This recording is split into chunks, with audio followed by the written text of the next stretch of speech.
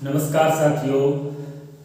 आज हम पुनः आपके साथ एक नए विषय को लेकर चर्चा करेंगे कि जैसे कल भी हम वीडियो के माध्यम से आपसे बात कर चुके हैं इस मुद्दे पर, और आज पुनः हम उसी पर पुनः चर्चा कर रहे हैं, क्योंकि कल काफ़ी जल्दबाजी में वीडियो है जो डाला था, क्योंकि पेपर भी मेरे पास काफ़ी लेट आया और वो भी आधा अधूरा पहुंचा, और आपके कॉल और मैसेज काफ़ी लगातार कल से आ रहे हैं। तो हमने आपको कल बोला भी था कि हम शाम तक इस पर हम एक वीडियो डाल देंगे कि भी हाल अब तक की जो कंडीशंस हैं, ग्रेड साइंस का जो पेपर हुआ उसमें क्या कुछ जो पासिंग मार्क्स वगैरह है या मेरिट का जो अनुमान है इस पेपर के हिसाब से भी क्या रह सकती है।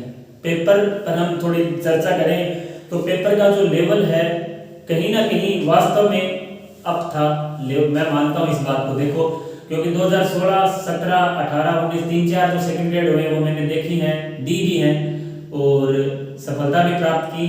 तो उनका जो पेपर का पैटर्न और लेवल था इसका बिल्कुल अलग था। देखो, हमने जो पिछला पेपर दिया 18 वाला वो भी टफ था, लेकिन इसके तुलना में मुझे वो इजी लगा। देखो, टफ था लेकिन हम इस बात को अदर वे में लेकर चले गए भी बहुत ज़्यादा टफ था। देखो, 150 प्रश्न पूछे हैं तो 150 में मैं नहीं समझता कि हमें कुछ भी नहीं आ रहा था। 150 में से 60 से 70 ऐसे प्रश्न थे जो हम आसानी से अटेम्प्ट कर सकते हैं। बायोलॉजी, केमिस्ट्री, फिजिक्स और टीचिंग मेथड सभी को मिला लें तो ऐसे 65 से 70 ऐसे आसान प्रश्न थे जिनको हम आसानी से कर सकते हैं, और हमें केवल वो ही करने थे। हमें यहाँ 100%, 80%, 70% नहीं करना था, हमें तो केवल 40% ही करना था। ये बात मैं आपको पहले बता चुका था कि पेपर में आपको जितने प्रश्न आए केवल उतना का ही हल करना है। जहां तक मेरा आइडिया इसमें लगा कि एक एवरेज स्टूडेंट से लेकर टॉपर तक जो कट ऑफ है इस पेपर की देखी जाए तो मैं समझता हूँ 60 से लेकर 80 तक थी। 80 से ज्यादा मुझे नहीं लग रहा किसी के सही होंगे, बहुत कम चांस है जो 80 से ऊपर 80 को क्रॉस कर रहा है। तो लगभग जिसके 60 मैं समझता हूँ इसमें जो सिलेक्शन इस पेपर की जो सीमा है वो मुझे ऐसा लग रहा है कि जिसके 60% इस पेपर में है वो इसको आसानी से क्वालिफाई है जो कर सकता है, उसको सेकंड पेपर की तैयारी है जो स्टार्ट कर देनी चाहिए और सेकंड पेपर पर फोकस कर देना चाहिए। क्योंकि अभी सभी कोचिंग्स ने और आपने भी बुक से नोट से भी अपनी आंसर की है जो तैयार कर ली होगी, और मैंने भी ग्रुप में डाल दी थी toppers Ranveer sir Suratgarh science के नाम से जो टेलीग्राम चैनल है उस पर मैंने आंसर की डाल दी थी। और कल काफ़ी जैसे ही एग्जाम हुआ मुझे भी काफ़ी इंतजार करना पड़ा पेपर के लिए। लगभग 2.5-3 घंटे इंतजार के बाद है जो पेपर बाहर आया। वैसे मैं देखता हूँ जीके के जो पेपर हुए सभी पेपर जैसे 9 से 11 का टाइम था तो 11:15 साढ़े 11 बजे तक पहुँच जाते थे, लेकिन कल वो भी पहुँचा, वो भी आधा अधूरा, उसमें भी आधे पेज मेरे पास पहुँचे। उसी से मैंने आइडिया लगाया और एक जल्दबाजी में वीडियो भी कल डाला ताकि काफ़ी स्टूडेंट कॉल मैसेज कर रहे थे लगातार, तो उनको मैंने अवगत करवा दिया कि पेपर का जो लेवल था किस तरह का रहा। और उसके बाद कल मेरे पास लगभग 8, साढ़े 8, 9 बजे के बाद एक पेपर मिला मुझे, व्यवस्थित पेपर। तो उसके बाद मैंने उसका अध्ययन किया, देखा, और उसके बाद मैंने सोचा कि इसमें 70 प्रश्न ऐसे थे जिसको हम बिना हड़बड़ाहट के आसानी से अटेंड कर सकते थे।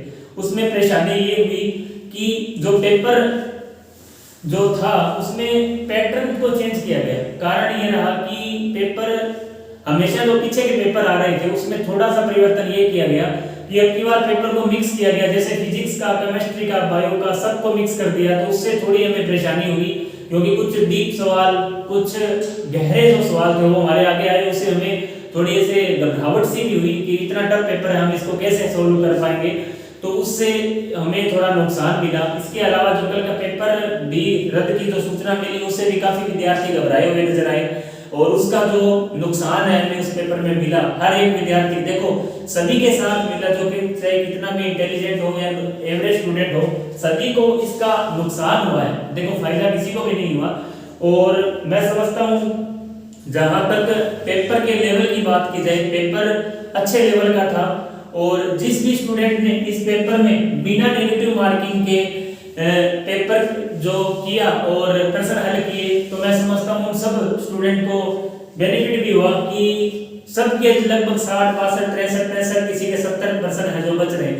बाकी स्टूडेंट ने जिसने ज्यादा रिस्क लिया उसके नेगेटिव मार्किंग भी ज्यादा हुई, और इसकी जो संख्या है 55 से लेकर 60 के मध्य ज्यादा है। तो उन देखो इसमें ऐसे नहीं कह सकते कि उस स्टूडेंट की तैयारी ज्यादा थी या उसकी कम थी। देखो बहुत से ऐसे स्टूडेंट हैं मेरे से भी जुड़े हुए हैं लगातार, तो उनकी तैयारी मुझे भी विश्वास है कि तैयारी अच्छी थी, लेकिन पेपर अटेंड करने का जो तरीका था उसमें वो मात खा गए और नेगेटिव मार्किंग का जो है शिकार हुए, उससे उसको जो उनको है जो नुकसान हुआ है। बाकी उनको भी जिनके नंबर 60 से कम है, लग रहा है कि 52 है, 55 है, 60 है, 58 है, जो भी है, उनको भी उनके लिए भी एक जो ग्रेड सेकंड संस्कृत डिपार्टमेंट की जो वैकेंसी अभी भी बकाया है और अच्छा मौका है। मुझे विश्वास है कि उसकी जो सिलेबस है सब कुछ सारा सेम है और पैटर्न बिल्कुल सेम रहता है, तो वो भी एक अच्छा आपके साथ मौका है, आप उसे भी ना गंवाएं और आज से ही इसके साथ साथ आप उसकी तैयारी भी स्टार्ट कर दें। और जो विद्यार्थी 60+ क्रॉस कर चुके हैं उनको बिना किसी सूचना के, बिना किसी से पूछे और बिना किसी की राय लिए आज ही फर्स्ट पेपर पर अपना पूरा फोकस करें और कोशिश करें कि फर्स्ट पेपर में आपको एक अच्छा मौका मिला है। जब हमने 2016 का जो पेपर है वो दिया था, तो उस टाइम 2016 में ऑल राजस्थान में 172, मैं बिल्कुल आपको वो बातें बता रहा हूँ जो हम उन जिन बातों से हम गुजरे हैं। जब 2016 का पेपर हुआ उस समय एक ऐसा मौका हमारे साथ गया था, लेकिन हम उस मौके में कामयाब नहीं हो पाए। कारण रहा कि 2 महीने का गैप उसमें हमें मिला। 2 महीने पहले फर्स्ट पेपर हो गया और सेकंड पेपर जो है वो 2 महीने के बाद हुआ। हालांकि मेरा फर्स्ट पेपर बहुत शानदार हुआ, उस समय 71% सही थे और अपने आप में एक बड़ा स्कोर था। और लेकिन सेकंड पेपर में थोड़ी लापरवाही समझो आप, भी सीटें बहुत कम है, हमारा तो नहीं होगा। बस इस कारण हम जो उसमें केवल मैं 1 नंबर से रहा, हालांकि उसकी वेटिंग लिस्ट जारी होती तो हम सिलेक्ट होते, लेकिन आज तक उसकी वेटिंग लिस्ट जारी नहीं की गई। और उसमें रहने का जो कारण था वो था कि सीटें बहुत कम है, वहां 172 सीटें थी ऑल राजस्थान में, और उसकी मेरिट मात्र और मात्र 233 नंबर है, 283 नंबर उसकी मेरिट रही।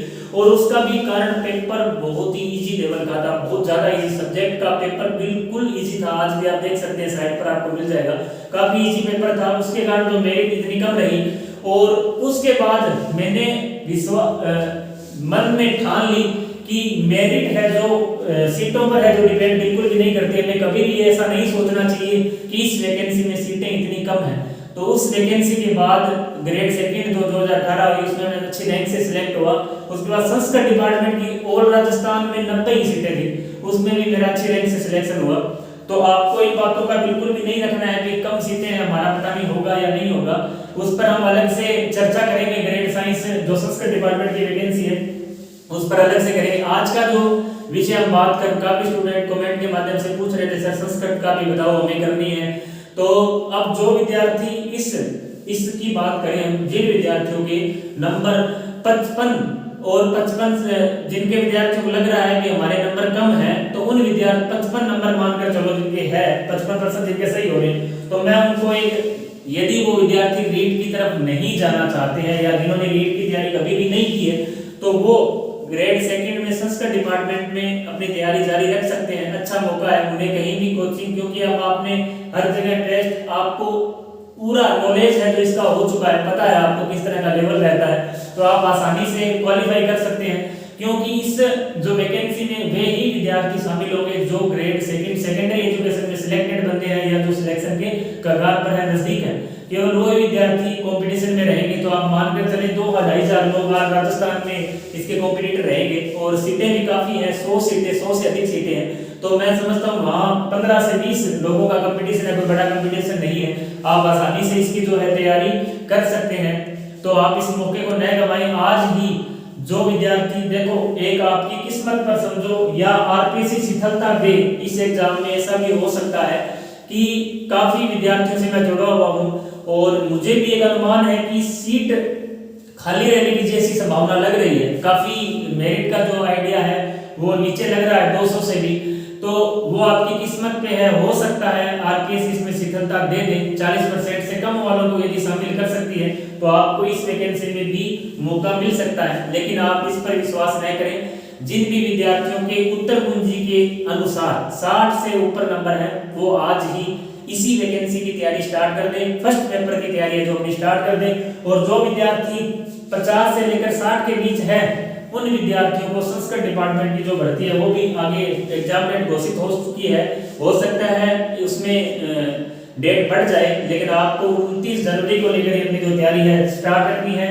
और जो विद्यार्थी केवल इसी पर फोकस कर रहे थे और उनके नंबर काफी कम है या उनको लग रहा है कि हम सेकंड ग्रेड संस्कृत डिपार्टमेंट की तैयारी नहीं कर रहे, तो उन्हें अपनी रीट की तैयारी है जो स्टार्ट कर देनी चाहिए। आपको किसी से कुछ भी पूछने की आवश्यकता है नहीं।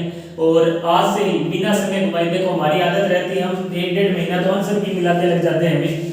आज उसकी आंसर की आई है, आज उसने डाली है, आज उसमें मेरे 2 कम, और देखो 2 कम हो 2 बढ़े, वो जब मेन आंसर की आएगी उस समय आपको सबको पता चल जाएगा। एक आपको आइडिया जो है बड़ा आइडिया हो चुका है। इसमें ज्यादा समस्या उन विद्यार्थियों को रहेगी जिनके नंबर 58-60 के आसपास है। उनको ऐसा लगता है कि मेरा एक गलत है एक सही हो जाएगा, उस आंसर की से मेरा एक बढ़ रहा है उससे कम हो रहा है। उनको भी ज्यादा जोड़ घटाव करने की जरूरत नहीं है। आप जो मैं आपको बातें बता रहा हूँ वो उसी हिसाब से आप अपनी जो तैयारी है वो जारी रखें। संस्कृत डिपार्टमेंट की जो भर्ती है वो वास्तव में बहुत कम हुआ। पिछली बार बहुत अच्छी सीटें 90 सीटें थी और मात्र 233-235 उसकी मेरिट है जो गई थी। तो मैं नहीं समझता कोई ज्यादा लेट है, हो सकता है उससे भी कम अब की बार रह सकती है।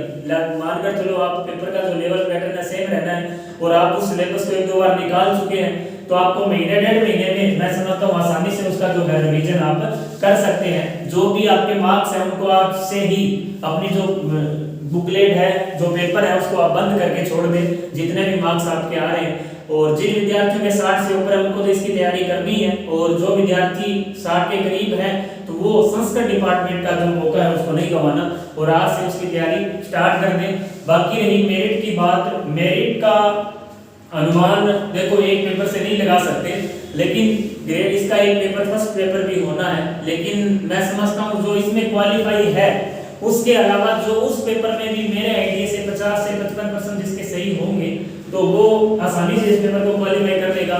और यदि आप उसमें और ज्यादा नंबर लेके आते हैं तो आप अपना जो स्थान है मेरिट लिस्ट में बना सकते हैं, अच्छे रैंक से जो आप सिलेक्शन करवा सकते हैं।